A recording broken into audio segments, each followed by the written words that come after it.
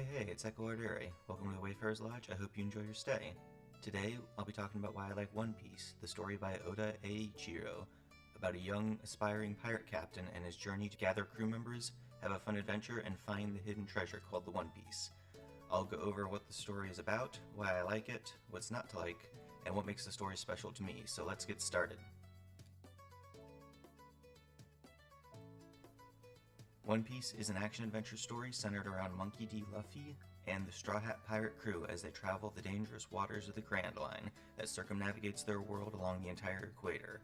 I really like stories that have specific goals for the characters to work towards, because it means the story has a way to end cleanly when it naturally reaches that point. In this case, it's Luffy finding One Piece and becoming the king of the pirates, but it also includes the smaller stories of like Nami drawing a map of the world, Zoro becoming the strongest sword fighter, and those as well. I also enjoy adventure stories where the characters don't know what they will encounter each arc or chapter, and the story like this with lots of different islands allows for a large range of story arcs the author can tell. As this series is ongoing and is really long, we will be talking about some spoilers in this video, so for anybody who hasn't started the series yet, good luck if you plan on starting, but otherwise just be aware we are going to talk about some things, not like to the latest current chapter, but pretty far into the story. So you have been warned. One of the things I really like about One Piece is that it is an epic adventure on the high seas, reminiscent of both the Age of Exploration and the Age of Piracy. The story has stakes that are constantly upped nearly every arc, but it doesn't feel forced or out of place. It just feels like the main characters are getting stronger and more capable of naturally facing these challenges. Also, many of the characters have their own evolving stories, such as Zoro becoming a better swordsman and being able to even cut metal. Robin joins the rebellion while she was away from the crew. Sanji has an initial backstory that was later enhanced by an additional backstory being revealed, and both Laboon and Brook's backstory eventually being shown to be connected. So those are some pretty cool reveals about the different characters. Also, there are plenty of epic moments in the series, from the crew's reaction to Vivi's speech on the cliff tops. There's also the crew standing on the ramparts of Enies Lobby, talking to Robin and promising to rescue her. There's also the fight between Luffy and Usopp to take control of the ship and what would happen to it next. And then also Zoro's famous lines at the end of the Thrill of Bark arc, as well as many, many more. There's a lot of great world building that's in One Piece story. There's uniquely designed planet, like the landmass that only goes north-south along the Red Line, and then the Grand Line, which has dangerous waters above and below it, so the only way to get through it is to go up a mountain and down a waterfall, basically. There's a lot of global and local cultures which clash with each other, different types of worlds and countries and things like that. There is an unfolding history with lots of new twists even to this day, such as the relatively recent twist that forced Vivi into hiding, and that sort of world building is really cool. There's also a lot of mix between comedy and drama that's done really well. There's the story's tonal shift that happened before, which was incredibly, surprised everybody, I think. But that happens, I guess. Because the story is so long, being written one chapter at a time, some of the story elements can be confusing or seemingly out of nowhere. One of the biggest recent ones is Sabo being randomly shooed in. It felt like to fix a plot hole of Luffy refusing to give Ace's Delph Fruit power to anyone, despite it being hinted at before. Sabo is a good character. He has a solid place in the story even without that backline, as the Revolutionary Army needed more characters as it became more prominent. But this method of tying him to Luffy seems poorly done, which is relatively unusual for the author.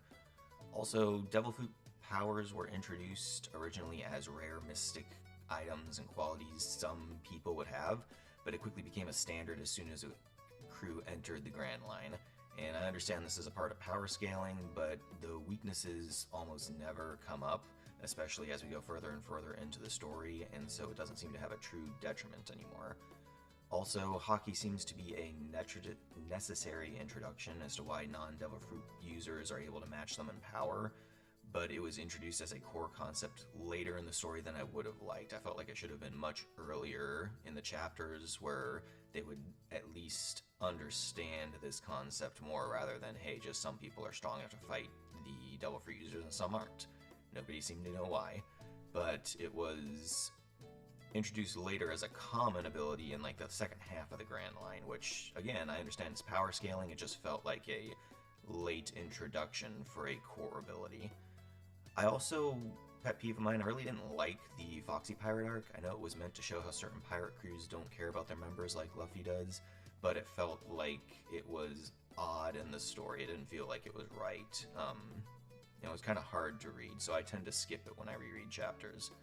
Also, the Davy Back fight system hasn't shown up in the series since, as far as I remember, so aside from other incidents happening on the Long Ring, Long Island chain arc, it just seems kind of pointless to have.